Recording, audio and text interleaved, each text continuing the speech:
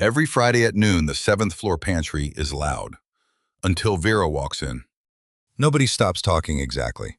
The room just adjusts. Sentences get shorter, the volume drops half a notch. Vera is not a manager. She has never raised her voice in that building. She's thinking about lunch. In 6 months, a quiet legend has grown around her, intimidating, cold, hard to read. The strangest part, its main character has no idea she's in it. Yet, today a case study in how a reputation gets built from fragments and mistaken for the whole person. Told first by the people who built it, then from inside the head they never saw. At minute 9, what to do about it. Fair warning, it isn't become softer. My first week I sat next to her for 4 hours. She said maybe 10 sentences. Not rude. Between answers, just silence. She's comfortable in it. I wasn't. I kept talking about the weather like an idiot. By Thursday, I was rehearsing questions before asking her anything. Our group chat is a lot. When the reorg drama happened, everyone had takes. Vera, nothing. She read it all, the scene was right there, and said nothing. At lunch, she goes, "I've only heard one side so far. Who says that? I still can't place her." In my one-on-ones, people answer, "How's it going?" with "good, busy." Vera answers with a question.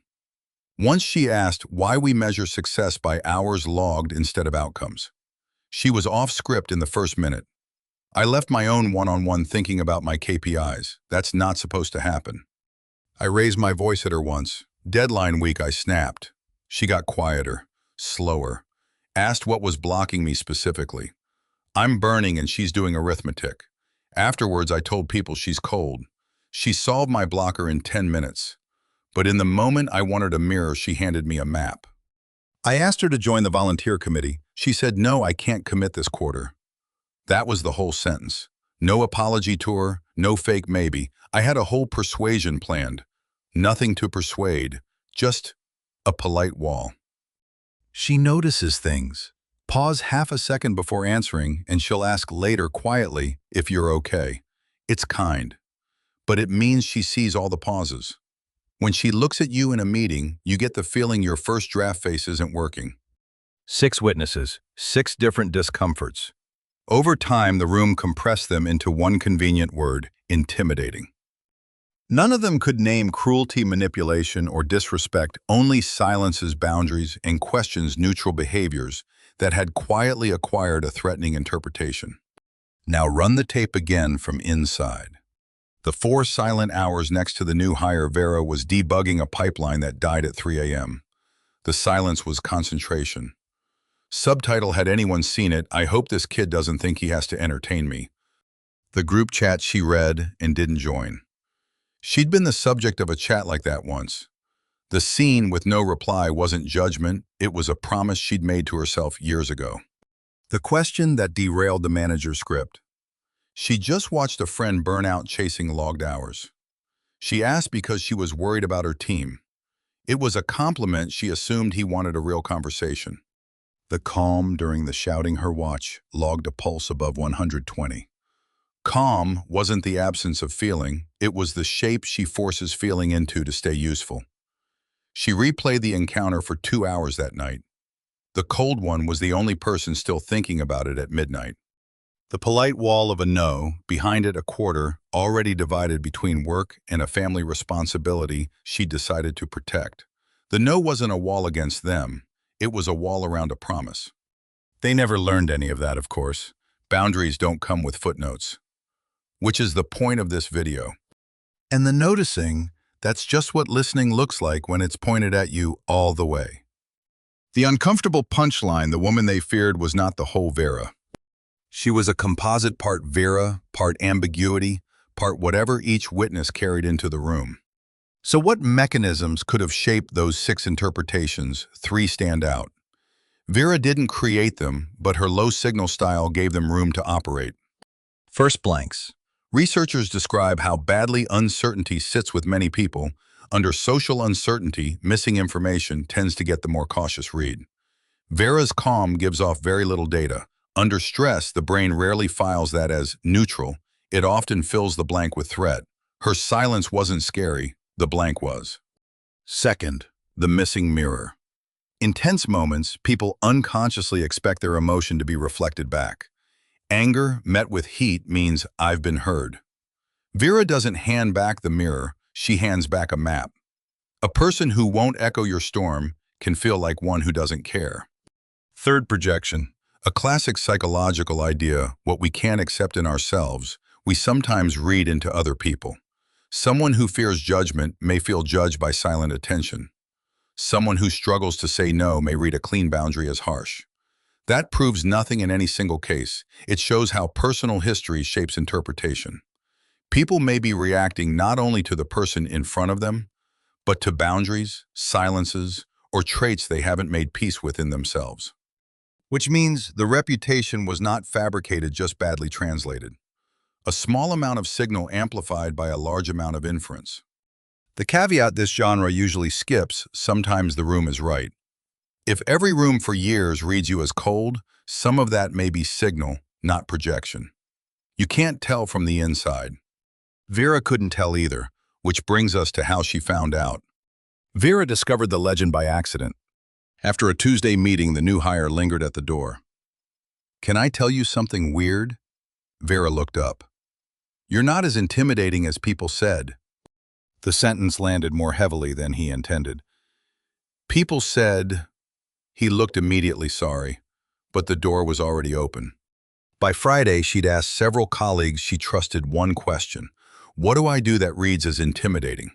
6 answers circled the same pattern, the 6 testimonies you just watched. Her first reaction was anger. They'd taken fragments, silence, boundaries, composure, and written a person she didn't recognize. Her second reaction was harder to dismiss. Different people had used different evidence to reach versions of the same conclusion. Intent could explain Vera. It could not erase her impact. So she refused both easy answers, not simply cold, not simply insecure. For 14 days, she would change one variable. Not the silence, not the boundaries, not the calm, only the information surrounding them. The translation layer, 14 days, 5 rules. One principle over the door, translation, not transformation. You won't become louder, softer, or more agreeable. You'll add subtitles. Why 14 days? Not long enough to rewrite a personality it doesn't need to be. Long enough to collect repeated evidence on which small signals change the room. An experiment, not a makeover. Ground rules. Dosage: use a caption when silence creates a real risk of misunderstanding. Don't narrate every pause, translate only moments that affect another person. Subtitles help a film. Printed on every frame, they ruin it. The structure is a learning curve, not a challenge calendar. Observe first, caption, the cheap signals, silence, neutrality, then the charged ones, boundaries, conflict, and end by testing what changed. Rule 5 alone runs outside the phases, a daily thread through all 14 days. Days 1 to 3, no captions yet. Vera asked 2 people she trusted one question. When I go quiet, what do you assume? She wrote the answers down to re-ask on day 14 and noted which moments got misread. The protocol would be judged by fewer wrong assumptions, not by being light. Rule 1. When you go quiet to think, spend one sentence first. I'm thinking, give me a second. The silence doesn't change. What changes is what it broadcasts. Processing, not verdict. A blank just became a signal, and blanks were the whole problem. Rule 2. When you're withholding judgment on the drama, the plan, say so once. I'm not against it. I just haven't heard enough yet. Declared neutrality reads as fairness. Silent neutrality as a hidden verdict. Same position, different broadcast. Vera's version in the group chat that found her unreadable: one message, no take yet, still listening. The chat relaxed. Nobody needed her verdict, just proof she wasn't hiding one. Day 4, the first day of live captions, brought the protocol's first failure. In a tense status meeting, Vera's caption, I'm still processing, read as a delay tactic. The room got colder, not warmer. That night she revised it. I'm processing, I'll have an answer by 3. Translation needs a timestamp. A caption says what's happening, a deadline says it will end. Rule 3. The no stays, it's holding your life together. After it, add one truthful human line, not an excuse, not a performance, No, I can't commit to that this quarter. I hope it goes well. The key word is truthful. Never say glad when you aren't. The wall just gets a window. The old no left people nowhere to stand. The human line gives them somewhere that isn't inside your boundary. People stop pushing when they stop suspecting a hidden door. Rule 4. In conflict, your calm will be misread as distance, so caption it once, I know I sound flat. This is what I sound like when I'm taking something seriously. You're not performing the storm they expected, you're telling them why there isn't one. A map works better when people know it isn't a shrug. Day 9 gave Rule 4 its first real test. During a heated sprint review, Vera said early, I know I sound flat. This is what I sound like when I'm taking something seriously. The argument didn't cool instantly, captions aren't magic, but afterward, nobody described her as checked out. They remembered the same calm with a different explanation attached to it. Days 12 to 14 the test. Re-ask the baseline question. Drop any caption that still feels like a script. Keep what changed how a moment landed. The protocol ends with an edit, not a graduation. Rule 5 is the daily thread, 1 moment a day, from day 1 alongside everything else. That X-ray attention that unnerves people, spend it openly as generosity. You handled that call well, slowing down was smart. Observation that only watches feels like surveillance. Observation that gives is why people feel seen instead of seen through. Same skill, opposite reputation. Vera started smallest one line to the intern about a well-run demo. Later, when someone praised his work again, he repeated her exact sentence. People keep the sentences that prove they were seen. Last recovery and the boundary this framework stands on. Missed days don't matter, no streak to break. One subtitle tomorrow back on protocol. But hear this clearly, if someone needs you to shrink so they can feel big, that is not a translation problem. Translation can't guarantee agreement. It only reveals who was missing information, who needed time, and who was never willing to respect the boundary. 14 days, 5 communication reflexes. Each costs seconds, not a new personality. The person does not shrink, the signal becomes clearer. Day 14. Vera returned to her 2 baseline people. Before the protocol, both had assumed her silence meant disapproval. This time, one said she was thinking, the other that she'd speak when ready. The silence hadn't changed, the available interpretation had. 2 weeks after day 14, a month since the baseline. Same floor, same Vera, not 1 decibel louder, not 1 boundary softer, not 1 honest opinion withheld. The new hire asks her questions without rehearsing now. A few captions were enough to interrupt the assumption the silence is still there. It just stopped feeling personal. The organizer got another no last week with a window in it and found to her surprise she respected it. At least you always know where Vera stands. Not long ago, the same sentence was the complaint. The manager kept her question about outcomes. It's on a slide now credited to no one. Translation improved how the room read Vera, not how fair the room is. The negotiator still tells the story of the deadline week. The facts didn't change, the meaning did. She's the only one who kept her head. I thought she was cold, she was load-bearing. And the Friday pantry still adjusts a little when she walks in. Some of that never goes away. A calm, clear person is a slightly unusual signal in any noisy room. She notices the adjustment now, she just no longer mistakes it for a verdict. And she is still thinking about lunch. The difference is what the room fills the blank with now, because there's less blank. The legend didn't disappear in a month, legends rarely do. But it stopped growing because the room now had competing evidence.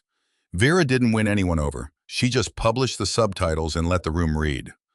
If you've been called intimidating, cold, or hard to read, here is what the evidence supports. Their reaction is not automatically the truth about you, but it is still information. Some of it comes from their history. Some comes from the blanks you leave.